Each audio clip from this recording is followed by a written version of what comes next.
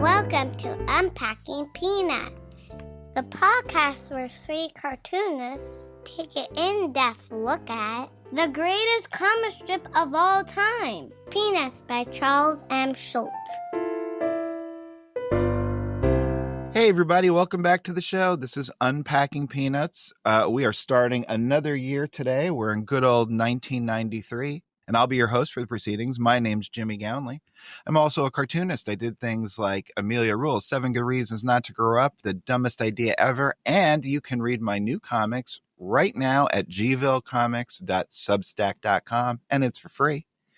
And joining me, as always, are my pals, co-hosts, and fellow cartoonists. He's a playwright and a composer, both for the band Complicated People, as well as for this very podcast. He's the co-creator of the original comic book price guide, the original editor for Amelia Rules, and the creator of such great strips as Strange Attractors, A Gathering of Spells, and Tangled River. It's Michael Cohen. Say hey. And he's executive producer and writer for Mystery Science Theater 3000, a former vice president for Archie Comics, and the creator of the Instagram sensation Sweetest Beasts. And he's currently in my dining room. Hello. It's Harold Buckholtz. Hi. Call the police. And of course, we're joined by our producer and editor, Liz Sumner. Greetings. Well, guys, we're here. We're ready to start another year. Does anyone have any sort of preamble, anything that they need to get off their chest before we get into it? I thought it was fairly interesting that of the strips we picked this week, there were no duplicates, which is very odd. There's usually at least one. Oh, wow. So everybody has a completely different sense of what makes a good strip. Well, that's pretty interesting. We'll get a real portrait of what each of us like. We should fess up maybe to some of the ones who picked what. Okay. People will know whose taste is whose. Right. That's a good idea. One thing I thought that was interesting is that he starts the year the same way as he started last year, with Snoopy going to Charlie Brown's school. Yeah. There's a lot of non sequitur in this first 4 months. Kind of silly non sequitur stuff. I think more so than I've seen at all any other time. That's one thing I noticed. I found that generally the quality of the strips seems to be decreasing slightly, but the amount of good ones seems to be going up. That's interesting. So I found I was picking more, but the ones that I didn't pick, a lot of them I actually didn't get. I will say, is rare. I do sort of understand what you're saying there. I think there is a wider gap between the really good ones and the ones that are head scratchers. Yeah. But the head scratchers are more fun to talk about. Yeah. He could fill up a whole podcast with just head scratchers. Yeah. Maybe that's another episode. It won't be the weirdest, just the ones we didn't quite get. It's a great. Yeah, there's a great few title. here which, I don't know, they might be obscurities, but I have no idea what he's getting at. Well, this will be fun. I mean, we could get at it together. All right. And if you guys out there want to follow along with us, well, there's a couple things you should do. The first thing is you want to go over to our website, unpackingpeanuts.com, and there you sign up for the Great Peanuts Reread, and that will get you one email a month from us letting you know what strips we're going to be covering in every single episode.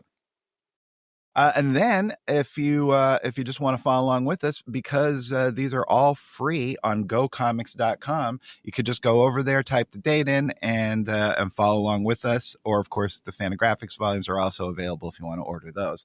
But the nice thing about living here in the 21st century is that we have lots of access to art. So once you do all that, come on back and away we go. January 2nd. Charlie Brown is sitting in the beanbag chair watching some TV, and Sally comes from behind and says to him, "I'm thinking maybe when I grow up, I'll be a beauty queen." Then she asks him, "Do you have to be really beautiful?" Charlie Brown, without taking his eyes off the TV, says, "Probably." To which Sally replies, "Do they have a sort of fairly kind of, cute queen?" I'll fess up to picking this one. Generally, I like Sally strips the best. And I really like the fact that he's using this lingo in that last panel. Yeah. Which is the kind of thing you'll hear from a little kid. Yeah. Mm-hmm. In the 90s. He seems to have his ear attuned to some things that are happening around him. Yeah. Yep. It's good. And she is such a consistent character. He really knows her. Mm-hmm. Yeah, she seems. It's weird, even though she kind of has a strange way of seeing things. As a character, she seems really grounded. He is doing some more kind of interesting, surreal things with the other characters, but Sally just has the crazy way of seeing things. But she really feels like a kid you might run into. He's just got a unique perspective on life. Her hair really got out of control over the years. Right? If you look at her in profile, that is a wild haircut. I really feel there's some Rhonda energy. Yeah. From where Amelia it starts Rose, kind of silly and ends up being just bizarre in a lot of ways. Yeah, or is this like the end of the 80s, early 90s crazy hair as well? Yeah. I'm not remember even this hair. thinking so much about those bangs in the front, that ball in the front. I'm thinking about the weird 57 Chevy style fin that comes off the back of her head. Yeah, that is pretty unique. You look at it a while, your head starts to hurt. He's like, "What? Wow, that is a pretty wild look she's got going." Yeah, maybe it's because she has the big poof on the front. She can't see what she's doing in the back. And no one's going to tell her. A lot of us had that poof in the early 90s. Oh, absolutely. January 8th. This is part of a little sequence that Charlie Brown has taken Snoopy into class with him, and Snoopy slowly is becoming more involved with the class, and at this point he's actually, just for fun in quotes, taking a true false test with Charlie Brown. Charlie Brown's sitting there going true false, and then Snoopy next to him taking the same test thinks true false, true, and Charlie Brown then looks over and asks him, "How are you doing?" To which Snoopy slyly takes away his paper from Charlie Brown's eyes and says, "No peeking." I picked this one. This made me laugh because I just thought Snoopy in the last panel was funny. That was a great drawing. But this is the first. Harold always points out that these kids cheat in school regularly, and this is the one kid, the dog, that won't stand for it. Yeah, he's got his standards. Especially as it turns out that as the sequence goes on, he gets a perfect 100 on the test. I don't think Charlie Brown is actually cheating. He's just asking. Well, right, yeah, yeah. but he's trying to help out his little dog. Yeah. I like the look of this one.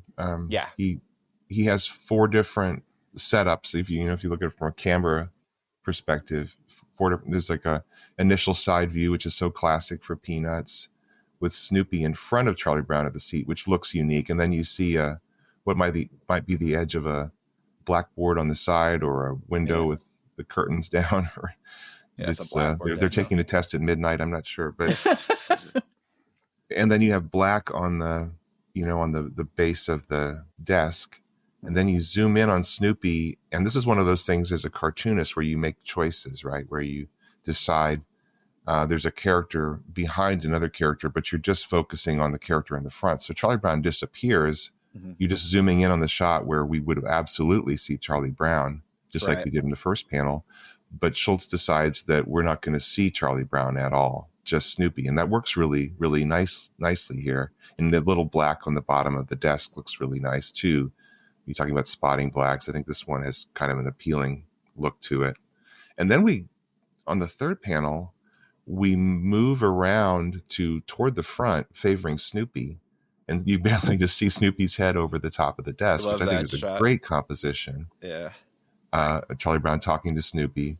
And then we go back to where we were originally, except with that really unique side shot of Snoopy taking his paper away from Charlie Brown so he can't peek. It's so smart to do that second panel without including Charlie Brown, because I would have I would have made it a mess of it. I think it would have been really difficult to do.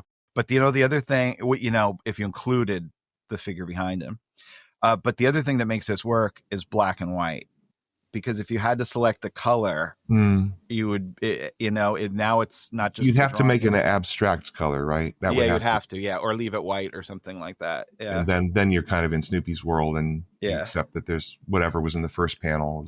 But if you did it the same color as the wall, Charlie Brown would disappear. Right. So you'd have, if they say it was a pale yellow, you'd have to go to a pale green, or right. I deal with that problem. I would draw the other character in there no matter how terrible it looked. Something that sort of goes into the abstract. I'd leave the panel borders out. That would be my solution. That's a good. Yep, that's a great idea. Did Schultz ever do that? I don't think so. I mean, I think he did in the Sundays, maybe. I don't think even in the Sundays. Not even in the Sundays. That's interesting. It's one of the things that maybe never dawned on him, or he's like, that's not what I do, or I have rules, or it's interesting. Yeah, that's a smart way to handle it, though, if you could take away the panel borders entirely. I like that idea. What's also interesting, just from the perspective of looking at the strip, today I'm looking at the way it would have been seen in the newspaper with the copyright notice right in the middle, running up in the gutter between panels 2 and 3. Mm-hmm. Schultz actually puts more space between panels 2 and 3 than he does between 1 and 2 and 3 and 4, I guess to make room for the syndicate copyright. But I'd be interested to know, if I would go back and look at the Fantagraphics version, it's super rare that, just like we say he's a formalist in keeping the panel borders, there would be this odd gap that's a little bit wider. Without that, once, Fantagraphics, they take out the copyright notice. So you'd have this little weird extra space between the two panels. Very interesting. January 10th. So we start off with one of those symbolic panels, I guess. It's a snowman, but the snowman's head is replaced by a giant baseball, and he's also wearing a baseball glove. And then we cut to Lucy, who's out in what used to be the outfield, but is now covered with snow. And she says, now what's he doing? And we see that she goes into the infield, and Charlie Brown's standing there reminiscing on top of the pitcher's mound. And he's talking, and he says, I love to come out here to my snow-covered pitcher's mound and relive all those good memories. To which Lucy says, what good memories? And Charlie Brown says, the games we played, some we won, some we lost. To which Lucy says, we lost them all. Charlie Brown continues, there were some close ones, all right. And Lucy says, like 54-0? And Charlie Brown now is like mimicking the pose of a pitcher on the mound and says, and all the perfect strikes I pitched. And Lucy walks away saying, and the time you walked 24 hitters in a row. Charlie Brown then bends over, scoops up some snow, makes it into a snowball, and whap, smacks Lucy right in the back of the head with it. And then Charlie Brown on the pitcher's mound with a smile on his face says, that's the best pitch I threw all year. Well, he's totally delusional. Totally, right? Well, yeah. Except for the last panel, he was probably right about that. Oh, that part, yeah. Yeah. No, he can't face the truth. But that is really satisfying at the end. He's got the big smile, and it's not the wishy-washy smile. That's a full, unbroken, wide smile. But she didn't do anything wrong. She deserved it. No, she was honest. Just having a good... Too bad. Get down to earth, kid. But isn't it funny that he's delusional and she keeps taking him back to reality? And then that last panel, when he throws it and says it's the best pitch he threw all year, he's probably right. So he's been brought back to reality by Lucy. She's doing them favors. I guess. Boy, you can pretzel twist your way into to making anyone nice. But no, this is this thing about Lucy that we've been talking about in the past, where the relationship between Lucy and Charlie Brown is complex. She enjoys engaging with him. She set up that psychiatric booth pretty much for Charlie Brown. Mm-hmm. And here she is coming out in the snow into the empty lot where they play the games. And she's choosing to engage with him. She doesn't ignore him. It's like she likes Charlie Brown, or she likes at least hanging out with Charlie Brown and what comes out of interacting with him, right? Yeah, I think she likes torturing him. I think that's what she comes out interacting with him. But yeah, I mean... But here, is she... I don't know. It's complex because she is speaking the truth back to him. It's not an unpleasant truth. But maybe that is doing some favors because she seems to put herself in that role of. Well, that's the thing, though. I set people straight. She puts herself in that role. Who asked her to? That's the issue. Yeah, nobody asked. He's just standing there. He was not engaging with anyone. She came in and that's her business. But she knows that he comes to her all the time for her perspective. So, there's that relationship. It is pretty complex. He deserves it. January 18th. So Peppermint Patty and Franklin are walking out to enjoy their lunch at lunchtime at school. They got their brown bags. And Peppermint Patty says to Franklin, Martin Luther King said, I have a dream. And they sit down on a bench together and they're eating their lunch. And Peppermint Patty continues, before that, we wouldn't be sitting here. And then Franklin says, and I wouldn't be trading you a carrot stick for a French fry. But to which Peppermint Patty replies, that's not an even trade, Franklin. I was very surprised that you guys didn't pick this, because this gave me a lot to think about. I think this is actually an important strip, and it's also, I think, Schultz tiptoeing into something and then deciding he wasn't going to do that. To clarify, I mean, Franklin's been around, since 68 or something? I think, yeah. So doing the math, like so 25 years. 25 years. This is the first time I think anybody's made a reference about him being an African American. Right. There was one when she was skating and talking to him, and I can't remember the how many punchline, black it was players harsh. in the NHL, Franklin. Yeah, that's It was okay. really All right, harsh so there was treatment. one. He's really addressing it for the first time, because the first two panels are topical.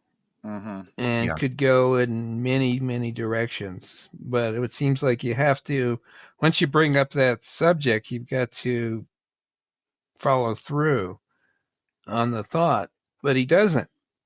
He just totally drops that and goes for this joke, which I don't even really get, about trading snacks at lunchtime. You didn't trade snacks at lunchtime? No, I ate alone. Oh, that's the saddest thing I've ever heard. But that has nothing to do with that opening panel. You can't. I don't think you can open that door and then just ignore it. Well, first off, this is Martin Luther King Day, Right. that this strip appeared on, Uh-huh. and that was pretty new at the time. This had only been like the 7th year for it. Could it possibly be that Franklin is changing the subject, and because maybe Franklin doesn't feel like he wants to discuss this? Is that possibly it? And he's just like changes the subject to, and he's also trying to get a French fry rather than his carrot stick, because of course, he comes from a stable home with normal food habits, and Peppermint Patty probably got something at a drive-through. Well, I find it interesting that, and this feels very Schultz to me, that as they're walking to the bench to have their lunches, it's not Franklin who says it. Yeah, it's Peppermint Patty. Peppermint Patty, yeah. And that says a whole lot too, right? Mm-hmm. It's Peppermint Patty who's bringing it up, and then he's listening, and then it's not like he's really changing the subject, because the next thing he says, and I wouldn't be trading you a carrot stick for a French fry, after she said we wouldn't be sitting here. Well, that's just a very clever way of changing the subject. Well, and here's the other thing that maybe adds to the confusion of this strip is, if Peppermint Patty has been walking to school 4 hours ago with some hot French fries, 4 hours later, I think the carrot stick's probably better. Yeah, French fries, cold French fries, they're no good. But are they better than a carrot stick? See, that's actually that's a tough one. This is still crisp, Well, the reason Michael doesn't understand it is because he really likes carrot sticks. Yeah.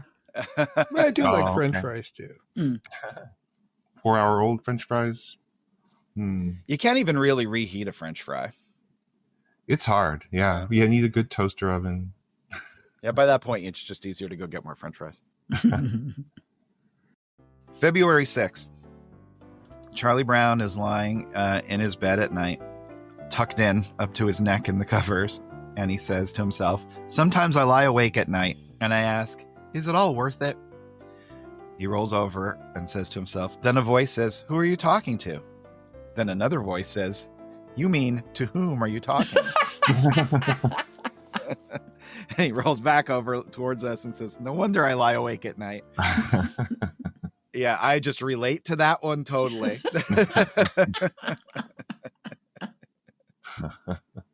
Yeah, that's a thinker. You know, who else in comics is putting something like this out there? Mm-mm. Yeah, and this Charlie Brown lying awake at night in bed contemplating the mysteries of the universe really becomes a bit of a thing in the 90s. Yeah, I like the scratchiness of the pen on the pillows and the blanket and stuff like that. It's like a thicker and like there's more variation in the line than a lot of times. And yeah, again, it really looks nice. The blacks are really nice. The little window panes in the third panel are great. And there is something very unsettling that you get pulled into Charlie Brown's world, because it's not like he's talking to one. There's one voice in his head. There are two different voices in his head. And one's really you start wondering, well, who are these voices? What's going on? And then it's like, yeah, I'd maybe lie awake too. It's really cute. I like the one little hint of window in panel 3. Mm-hmm. So it's not just a black void, you know, he's in his room. February 14th. It's a Sunday, and we start with the symbolic panel of a U.S. mailbox talking to just a regular at-home mailbox, because that's a normal thing. And they've been chatting, and apparently the at-home mailbox says to the U.S. mailbox, "I've been thinking the same thing for years." And then Charlie Brown walks up to the U.S. mailbox, the most basic, simple drawing of a mailbox in the history of drawings of mailboxes. And he puts his Valentine into the U.S. mailbox, and the mailbox rejects it, sends it flying out at Charlie Brown, and the mailbox thinks to itself, "Keep your Valentine, kid." But undaunted, Charlie Brown bends over, picks it up, puts it back in the mailbox, and sure enough, it gets shot out again. And the mailbox thinks, if she doesn't love you already, a Valentine won't help. Charlie Brown puts it back in yet again, because this kid doesn't quit. It's rejected yet again, and the mailbox says, "I've been around a long time, kid. I know how these things go." But still, Charlie Brown shoves it back in the mailbox. It comes ejected out once more, with the mailbox saying, "Take it from me, kid. They'll break your heart. Keep your Valentine." But Charlie Brown is not one to give up, so he puts the Valentine back in the mailbox, and then the U.S. mailbox finally resigned, says to itself, "Oh well, what do I care?" And then Charlie Brown arrives back home. Sally is sitting there watching TV in her beanbag, and Charlie Brown says, "There's a strange new mailbox down in the corner." This is kind of that surreal world that he's really playing around with it around this time. It stood out to me. I made a note when I was reading the strips, and the way I put it was there's a lot of surreality, a lot of non sequiturs mixed with things that are really on the nose, which makes it a strange year. Yeah. Well, let's think about all the objects that have consciousness in this world. There's the school wall. Yeah. Right. Wasn't there a rock? Probably, yeah. I think in the desert, one of the rocks thought something. Yeah. They got the mailbox now. Yeah, which is weird because it leans into Spike's world if they actually are sentient. And he's talking. Yeah, but Spike's world is like Carlos Castaneda, where everything is alive, right? In the desert. Yeah, well, he treats it like that, and usually the gag is that it's not, right? But every once in a while, he can't help but give it its own thought, or at least it's not responding back in a way Spike can hear, right? He's really confident in that first panel, drawing that mailbox with no details whatsoever. I mean, there's nothing that says U.S. mail on it. There's not the little box with the hour, the times of pickup on it or anything like that. And then the fact that the mailbox, the home mailbox is open with the flag down, and looks like it's facing directly at the other mailbox, as if it's moved to have a conversation, which is an extra level. With its mouth open. With its mouth open. Yeah, yes, because there would never be a mailbox right in front of an open mailbox. So it really does feel like one of them has gone to visit the other one and talk. It's nuts. I just had the amusing thought of wondering what Carlos Castaneda books would be like with the Peanuts characters in it. Charlie Brown would be Carlos, of course. Who'd be Don Juan? Would it be Linus? I've only ever Lucy? listened to one on audiobook once, so I can't help you. Oh, okay. You'll have to report to us. You'll have to report it. Yes. Yeah, maybe we have a listener who's Yeah. Okay, listeners, who would be Don Juan? Joe Schlabotnik. March 5th. Linus and Franklin are hanging out at the Thinking Wall, and Franklin says to Linus, "My grandpa says that after all these years, he still doesn't understand life. For instance, last week he bought a new car."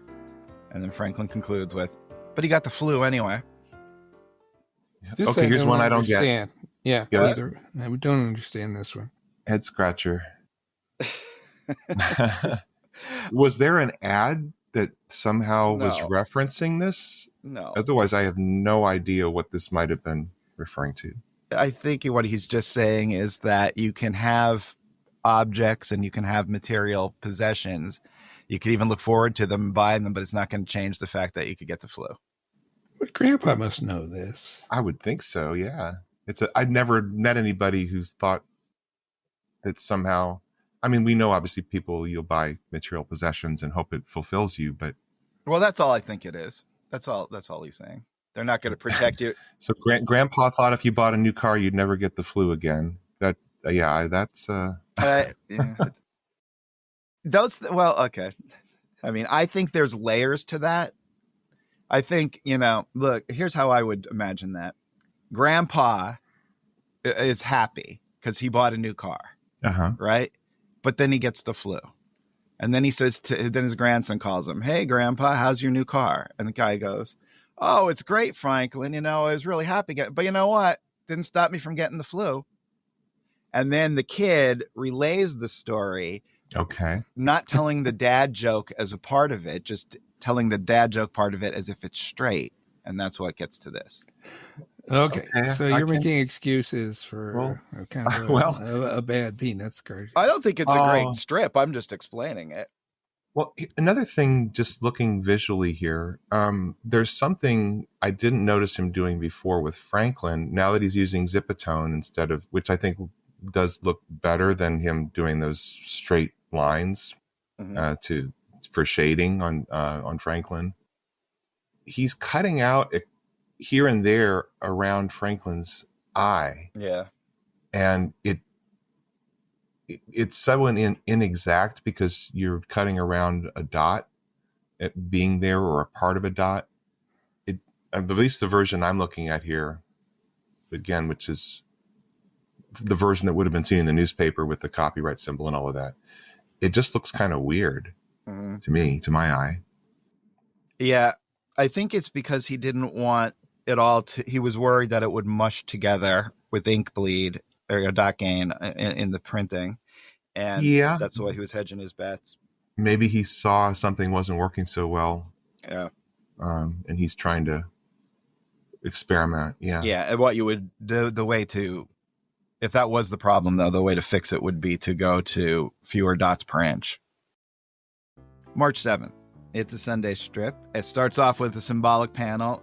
Charlie Brown is asleep on top of a drawing of his kite in much the same way that Snoopy sleeps atop the doghouse, if you can imagine such a thing. And then we cut to Lucy, who's at her psychiatry booth, just chilling, waiting for a patient to show up. And Charlie Brown comes flying by with the kite. He's running towards the psychiatric booth. Lucy sees him coming and is shocked by this. He runs right past it, knocks over the stool. Then the kite gets caught between the psychiatric booth and Lucy, pulling Lucy out of the booth, sending the two of them flying butt over tea kettle. And then they both land, just a mess of string and a broken kite. And Lucy says to Charlie Brown, "You're a blockhead. 5 cents, please." I did pick this one. I just like the fact that he took two of his most popular tropes, Put them together. and did a mixtape. Did not a mixtape. Did a what? A Mashup. Mashup. Yeah. of two of his most popular gags. Yeah. Yeah. Well, we know now for sure that Lucy does accept walk-ins. Yeah. She's just sitting there waiting. Charlie Brown, man, that's a big butt you got there in that next to last panel. You got to watch that, buddy.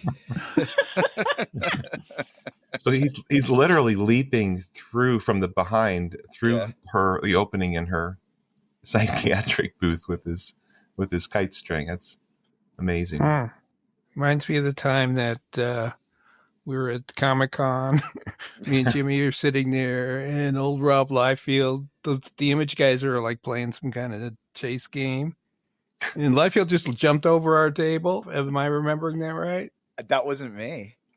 It wasn't you? No. Maybe it was Mark. It must have been, yeah. Yeah, we're just sitting like stunned. Like he like just ignored us and like knocked over all our stuff. Oh, really? He didn't even say sorry? No. Oh, no, because, if I was there, it would have ended with like the police getting called. So, I wasn't there. Could you imagine? Oh, boy. Wow. He probably could have afforded to pay you for a few of the damaged books. Yeah, he probably could have. Made everything whole. March 8th. Linus, or is it rerun? It's Linus. Linus is building a tower of blocks. It looks actually like they're playing Jenga, because it's possible that he's trying to remove a block. It's hard to say. It's Linus and Snoopy. And then Snoopy sneezes directly on the Jenga tower, and Linus is shocked by this, holds on for a second, but then it turns out the tower doesn't fall, and then Linus says, "Bless you," and the tower falls to pieces, sending them both flying. Little delayed reaction. Yeah, this is weird. I mean, I think Linus is getting infantilized in a lot of these strips. Mm-hmm. Going back to the early days when he was a little kid, this is what he'd do. He'd build these incredible towers of blocks.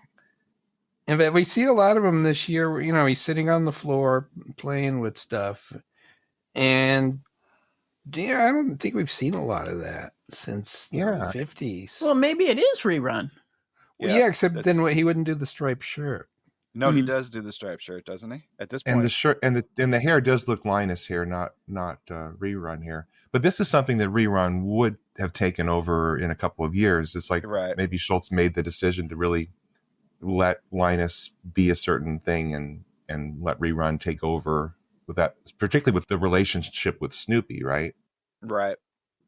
But I picked this one. I I was just surprised by the fourth panel that after the fact, after Linus says "bless you" to Snoopy for his sneeze, that the blocks go flying.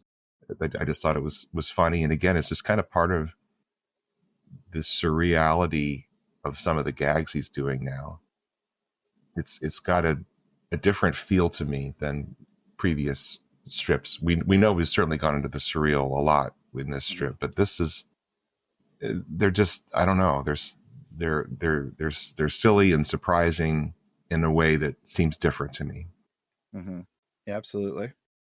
All right, so let's take a break right there. Come back on the other side. We'll answer the mail and discuss some more strips. All right. Hi, everyone. Have you seen the latest Anger and Happiness Index?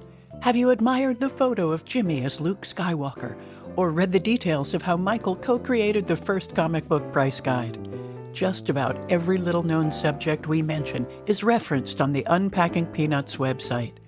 Peanuts' obscurities are explained further, and other stories are expanded more than you ever wanted to know. From Albert Payson Terhune to Zipatone, Annette Funicello to Zorba the Greek. Check it all out at unpackingpeanuts.com/obscurities. All right, and we're back. Liz, I'm hanging out in the mailbox. Do we got anything? We do. We got a couple of things. Tim Young writes, I'm listening to you talk about 1992, and I've been reading the strips each year, and I was disappointed that you missed a Peanuts obscurity on May 2nd of 1992, when Snoopy's golf game is interrupted by someone shouting, "You the dog!" Wow. I did read a paper in the 90s, the Japan Times, which carried syndicated columnist Mike Royko. I remember him writing about a golf event where some guy kept shouting, "You the man." I can't seem to find a lot about it online, but I do get the impression that this became a kind of meme with people regularly shouting at golf events in 1992. Apparently, this was particularly aimed at the then teenage Tiger Woods, to whom at least one crowd in February 92 chanted, "You the kid!"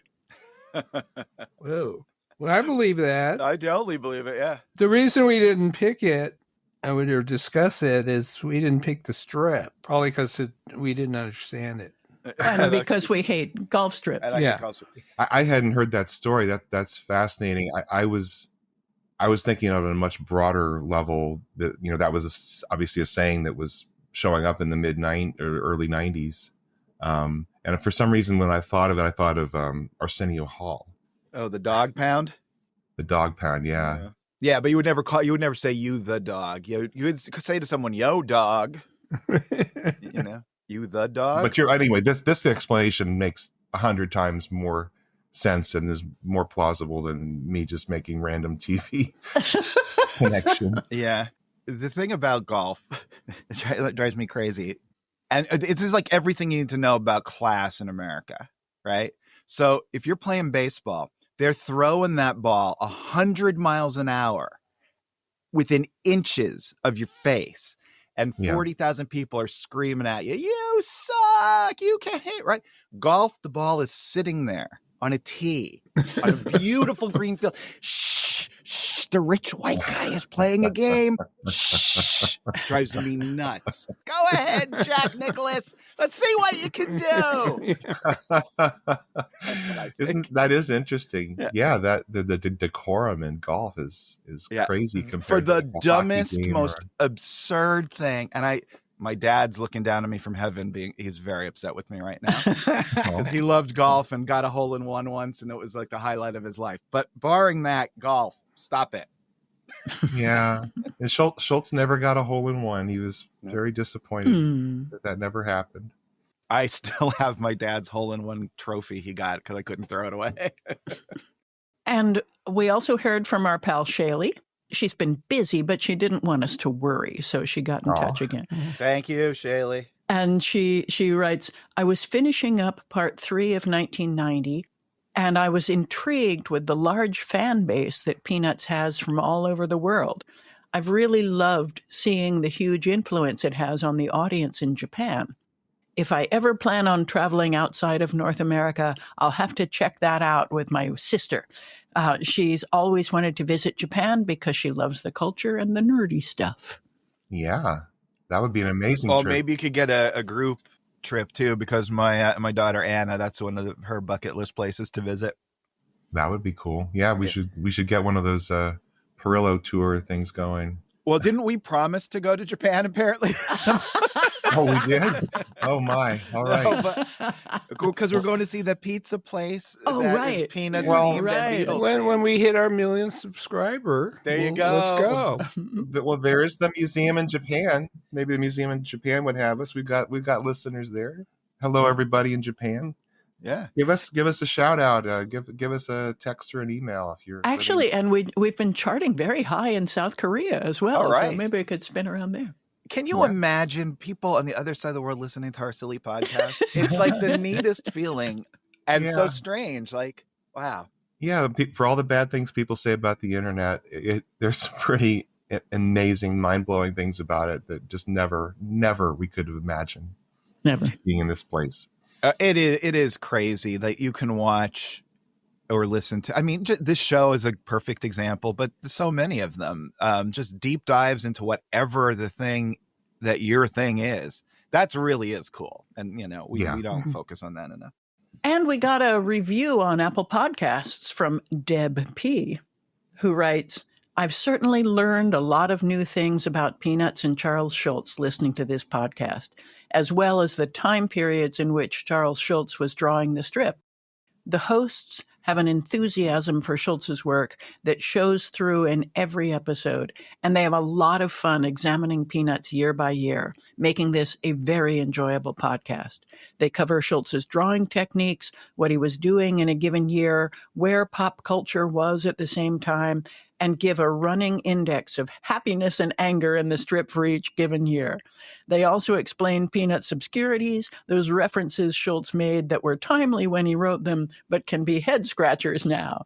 You won't find a better Peanuts podcast out there than this one. So be of good cheer and give this show a listen if you want to learn a lot about Peanuts. Oh, thank you, Deb. That's a real honor to hear that.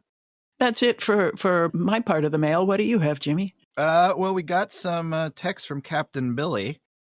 One of those, every episode is somebody's first. You have to explain who Liz is. I think CBS carried the specials to the 2000s. Then they moved to ABC till Apple bought them. Boo Apple. All right. Well, that's editorial by Captain Billy, not me. But they are producing new specials. The Marcy one is extra good. Oh, that's good to hear. Okay. That's very cool. Cool. I'd like to see that. I don't have Apple TV. I maybe need to splurge given all the new stuff out there. It's really inexpensive. I mean, I think it costs like $6. Yeah. Maybe I'll give that a go. All right. Well, thanks, Captain Billy. Yeah. So, guys, if you want to keep in touch, remember, if you don't keep in touch, I worry. You can shoot us an email. We're unpackingpeanuts@gmail.com. You can call or text the hotline, 717-219-4162. And you can follow us on social media. I'll give you that litany at the end of the show.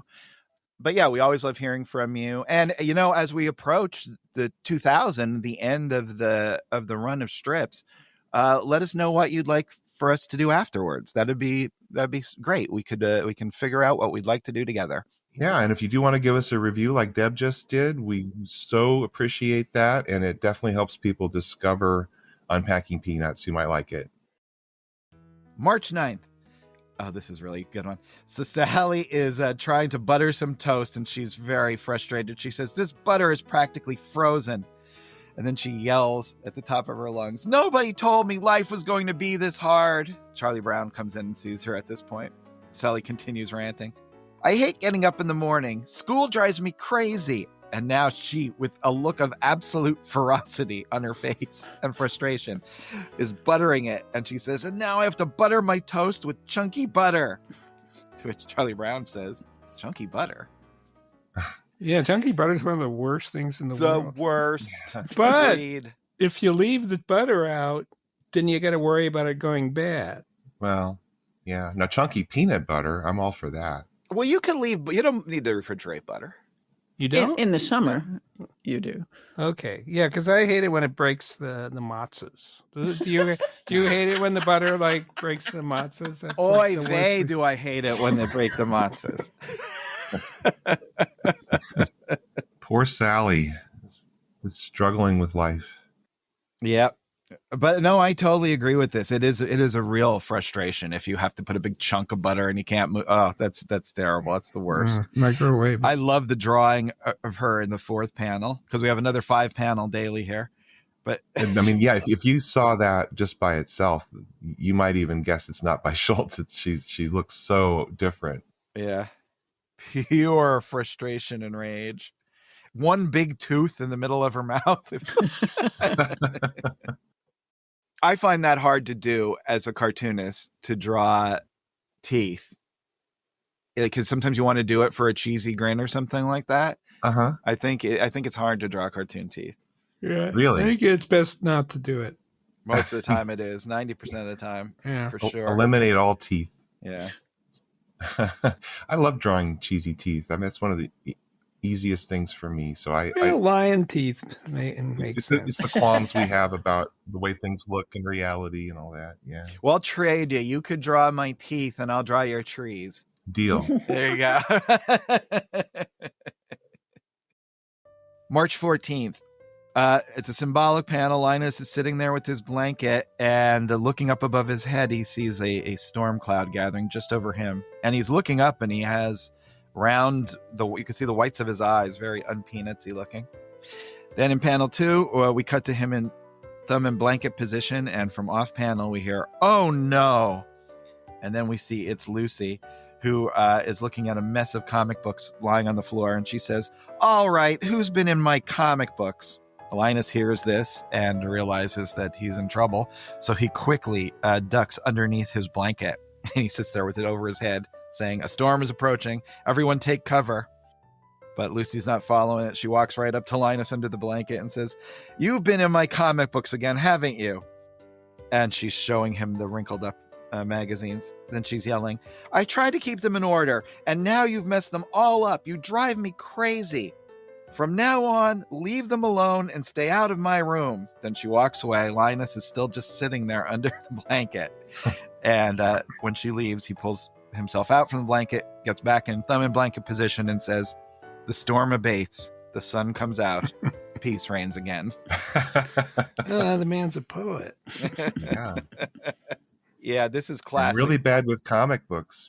But Boy. really good with sisters who are angry. Yeah. So Michael, did this make you cringe seeing how Linus treats comic books? I think I stole a lot of my sister's comic books. I had to read those modeling with Millie. Right. But now a lot of people don't know, like, because you did write the first comic book price guide. Was it the Argosy Guide to Comics Fandom? Was that it? The title? The Argosy Price Guide. Argosy Price Guide. And you were what, 14? 13? 15. 15. Okay. Wow. So how did you know when you were a kid to keep your comic, because your collection is stunning. How did you know to keep them so nice and to that this was something worth preserving? Were you just that way about everything, or comics in particular? I knew because my friend Tom and I were avidly racing around LA on our bikes, trying to find comics in old bookstores. They usually had a little pile of stuff, 2 or 3 years old. And, for a dime. That was pretty typical. So, that was the only way we could get old comics. And there was no way you could buy them otherwise. And then they basically had no value. And then the thing is, one day we stumbled on Collector's Bookstore on Hollywood Boulevard. And we were directed to climb some stairs up into the place where Bert Bloom, the son of the owner of the bookstore, had his comic book empire. Mm-hmm. And we never saw anything like this in our lives. This was actually the greatest moment of my life, is the walking in and the room, the table, the walls, all Golden Age comics. Wow. Which we'd never seen one. We'd heard about them, but we'd never seen them. Wow. And they were going for, the stuff I drooled after was like All-Star Comics and Captain America's, and they were as much as like $5 each. Wow. All-Stars were 10, Captain America's were 5. So 50 times their original cost. I had a 25 cents allowance a week. So obviously I couldn't buy anything, but we worked for Bert for a couple years. Oh, wow. Mostly like boxing the recent comics. There was an outer room where they just, alphabetical order. These are all the detective comics go in this box. Anyway, we would do that. He'd pay us like $1 an hour in trade. But we learned the value. We learned that comics can be worth $5. Like, right. And so we started taking care of our comics. So how did he take care of a comic that was worth $5? Did he stick it in some sort of bag like we do today? No. There were no bags. He did have his little cabinet, which he let us look in, because we actually, there were times when he went out to lunch and me and Tom would kind of run the place. You open the cabinet and there was, action number 1 for $100. Wow. And, so we actually had those in our hands. That's crazy. And looked at him. He trusted us, foolishly. So, and eventually, I can't remember, but little plastic bags came along and we just started realizing that, wow, this might be worth $10 someday. And so when we'd go to buy the new comics every week, we'd go to Farmer's Market, and the lady there let us dig through the comics before they were put out on the racks, and we'd look for condition. Oh, wow. And, we'd go through and like, oh, no, there's a little bend in the corner. So generally, the comics I had were like stupendous condition, and I took really good care of them. So for 65 years he took. Well, really good that led to the price guide, which at the time was not a big deal to us, except there was another bookstore that wanted to start doing comics, and he had this brilliant idea that, hey, he knew we worked for Bert, and he said, hey, you guys, you know what comics are worth. I'll pay you $20 to compile a price guide to comics. And he was going to sell it, run ads and some of these zines, and thought he can get rich. So yeah, we made our $20 each, and took like 2 days. And we just made up prices. But you had some idea, right? This was, you remembered what was. Well, we did have some idea, but we didn't do any research. We were just lazy. We just thought, wow, $20. Well, you based it on the theory of old books too, right? Oh, we didn't know anything about anything except that 100 was sort of the top. Action number 1. So in retrospect, if you go back and flip through that, how do you feel you did, given where everything went? Oh, terrible. It's like the worst thing in the world. It was like 2 15-year-olds trying not to do any work. So how old were you the first time you went into that upper room and saw those comics?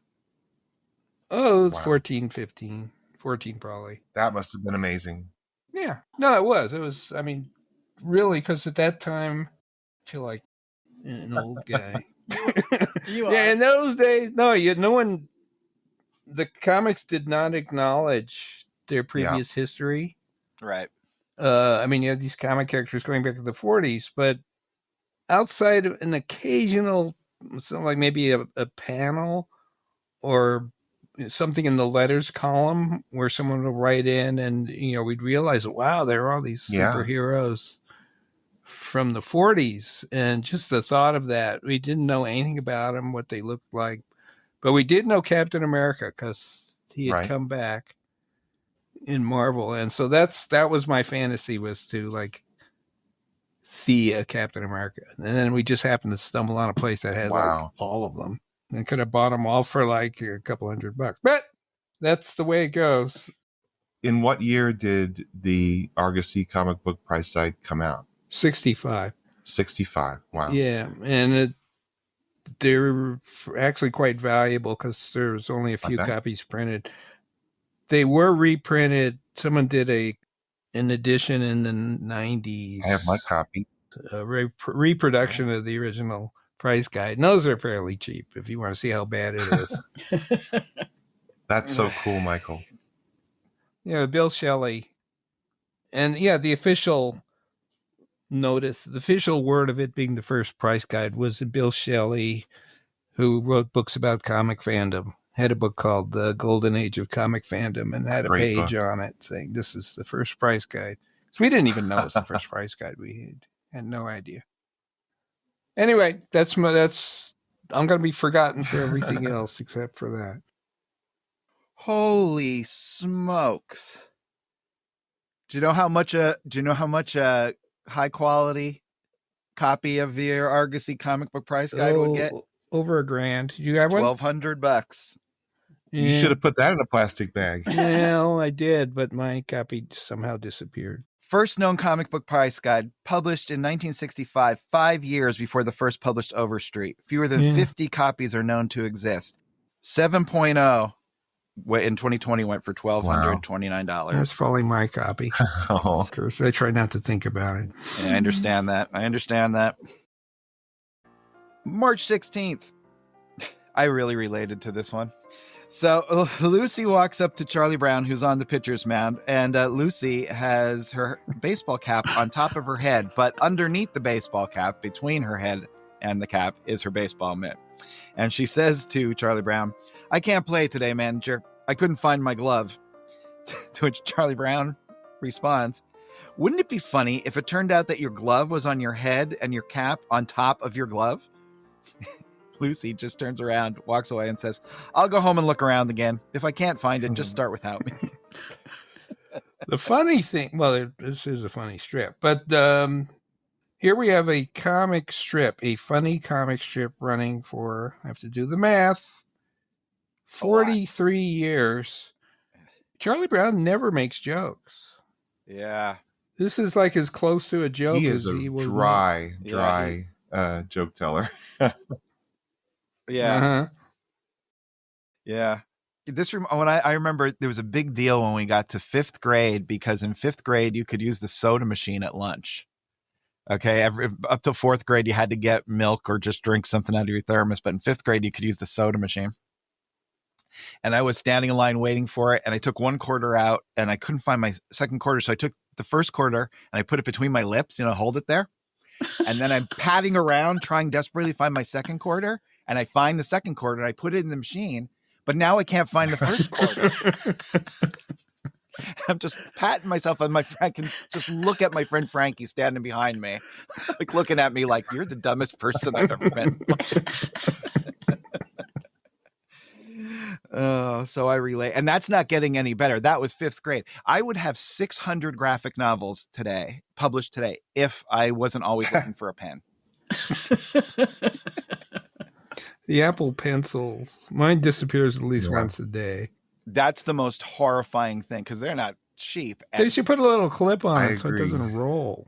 Yeah. Can you, you could do Find My iPhone and everything. Can you do Find My Apple Pencil? But it'll just say it's at your house. Yeah, that's true. Yeah, right. Well, that good. Yeah. Yeah. It's in your mouth.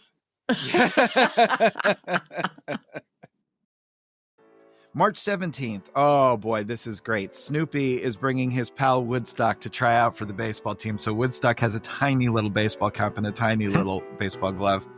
And Snoopy says to him, "Now, when we ask him if you can play, don't let him know you're so sure." Then they walk up to the pitcher's mound, smiles on both of their faces. Charlie Brown is kind of, talking to them, and he says, "You have a friend who wants to play on our team?" But because he's taller, so much taller than Woodstock, he just says, "Where?" Because he didn't even look down to see him. And we see an unbelievably frustrated and depressed Woodstock down there by Charlie Brown's shins. Yikes. I was so excited when I read this, because I went like, oh, this is going to be a great sequence. I really want to see Woodstock try to field a hard at the line drive. Yeah, it didn't happen. What a missed opportunity, I think, to have Woodstock on the team. Right. It could have been funny. You could even see him co-playing, he could be in Snoopy's hat or something and playing shortstop with him. Yeah, right. Yeah, I love Woodstock in the baseball cap. He can't be any worse than Lucy. Yeah. Right. I love the little jumble of the Woodstock hash marks in a big pile in the middle of the balloon. I would love to have known what that sounded like. Yeah. March 21st. Charlie Brown, in his role as manager, is handing out the new baseball caps. And that's what we see in our first panel. Panel 2, Lucy just arrives at the field saying, "What's going on?" And now we see Charlie Brown has all the caps out, standing on the pitcher's mound. He's going to start handing them out. He goes, "And everyone who made the team this year gets a new cap." Schroeder's the first to come up, and he says, "Here you go, Schroeder, you deserve it." Puts the cap on his head. Then he tosses one to Pigpen and saying, "Here you are, Pigpen. Try to keep it clean." And then he even puts one on Snoopy's head saying, "This is for you, Snoopy, old pal." Lucy is watching this. And then finally he gives one to Linus saying, "Here you go, Linus, a brand new cap." And then Lucy's standing there just looking at Charlie Brown. Not a word passes between them. Then Charlie Brown reaches out for something, turns around, and gives Lucy a new cap. But it's not a baseball cap. It's a dunce cap. And she walks back out into the outfield saying, "I don't know if I've made the team or not." New cap day in Little League was the big day. That I knew kids that signed up for Little League just to get the cap and then quit. It's like going to the free cap day at the minor league baseball team. Yeah. So this was just a real flashback for me for new cap day. I still have some of my Little League caps. Well, I mean, talk about Charlie Brown's dry humor, totally deadpan, passing this out. He was prepared. Yeah, he prepared this. Yeah, right. So there's something to be said for the Charlie Brown humor. It's definitely there, and this is the time he gets to be kind of the Oprah Winfrey of the pitcher's mound.